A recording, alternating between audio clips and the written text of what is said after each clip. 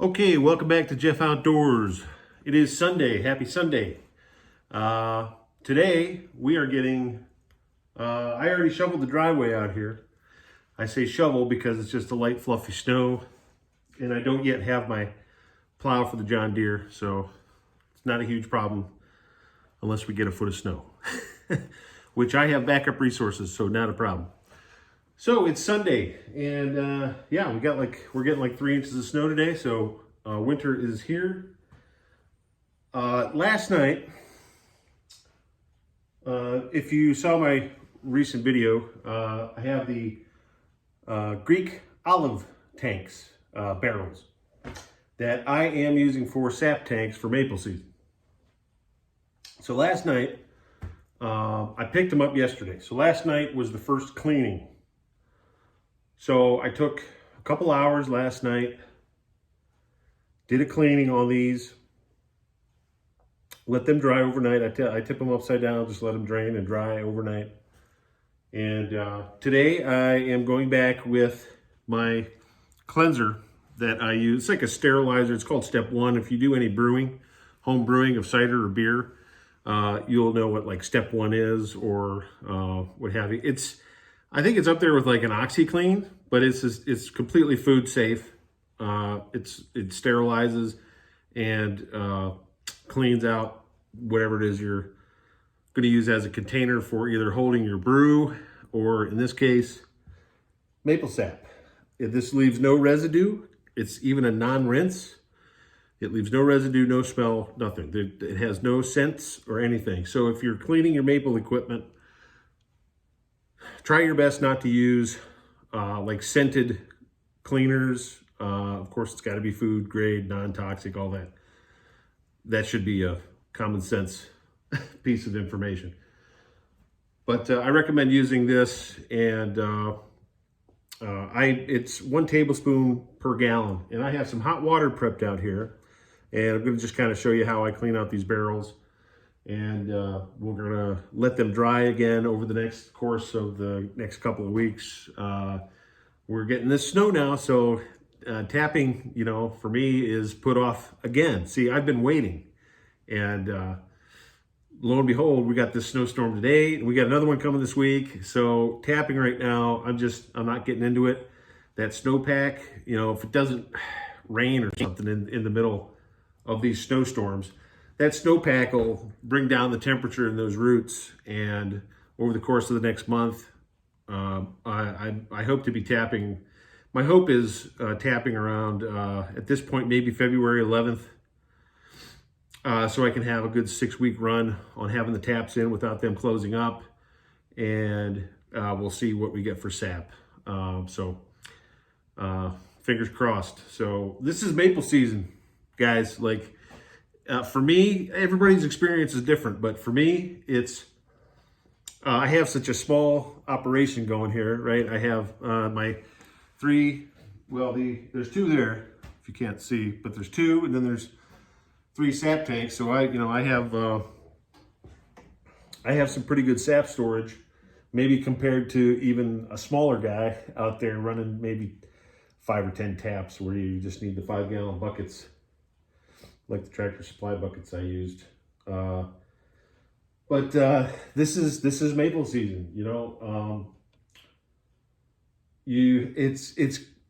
it has taken me a few years to get the right size evaporator together, to get the sap storage idea together, and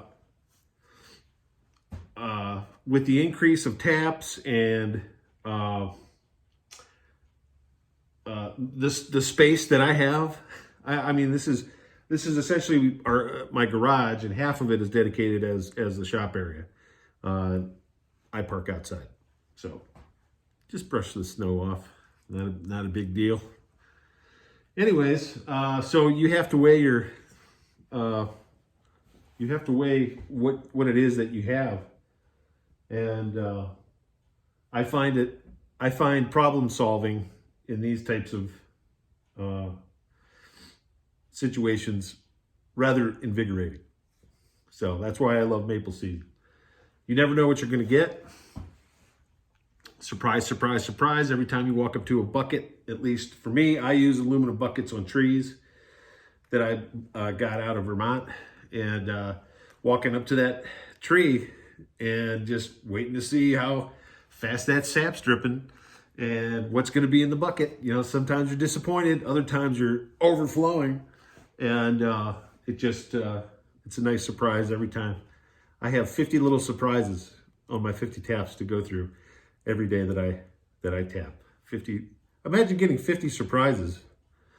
Good or bad, like I said, but you know, that's kind of the name of the game. That's what I like. So you can kind of see my operation here. So this is I've got some bucket covers on here, but this is my wood bin for the evaporator. And this will be hauled out to the evaporator about 50 feet outside of the shop area here. Once the evaporator starts, you know, once I got sap and I'm ready to start boiling. That's the wood. This is all free wood that I get from an Amish wood shop locally here. If this is your first time watching, I'm located in Amish country, Ohio, northeast, north central, northern, however you want to phrase that, northern Ohio. And that's where I get all my scrap wood. Now I do have about, let's see, I have about 3 cords of wood, hardwood, and pine, some pine, already cut, split, stacked, racked out by the evaporator that I will also be using if I have to. This is all getting burnt first, because some of the wood that I have out here in the racks is stuff that I cut a couple summers ago from the trees, the ash trees that fell out back. And I like to save some of that for my wintertime campfires. So on a Saturday morning, if we got 6 inches of snow, I come out, make a fire, sit by the fire and drink my coffee. That's what I do. I don't spend a lot of time on the internet or watching TV, no TV, none of that here. As you can see, I've got some things that I love to do, and I don't have time to sit in front of a television. I might through the week, and we have DVDs that we watch, but we don't have a subscription service, or we don't pay that utility at all. So that's that. So I'm gonna just kind of show you what I do here. I've got 3 tablespoons, because it's about 3 gallons of water, and I just kind of sprinkle it in here, right? And I'll get the water. It's just tap water, hot tap water, in a big old pot. Look at that. How technological is that? I am making waves in the maple industry, I tell you. Making waves.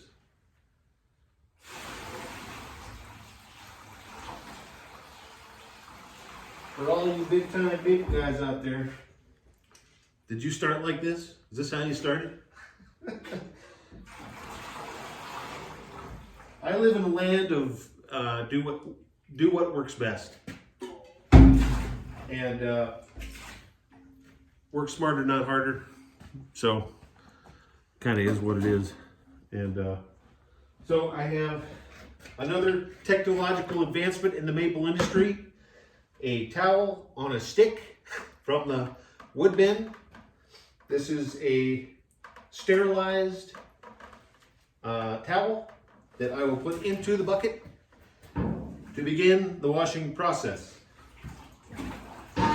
Again, these barrels have already been washed, and I'm just doing a second wash and a sterilization with this cleanser. It doesn't take much. There wasn't much residue in these olive barrels to begin with, but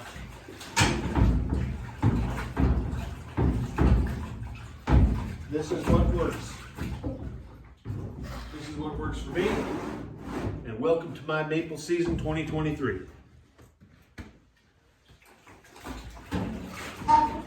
It's a labor of love, I tell you. And I know there's a lot of small time maple guys out there who would love to have a barrel like this to keep your sap in.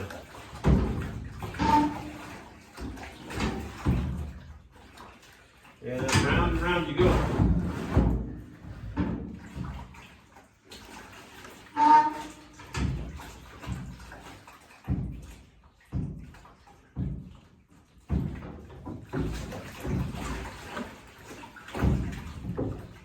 I'll just keep doing that.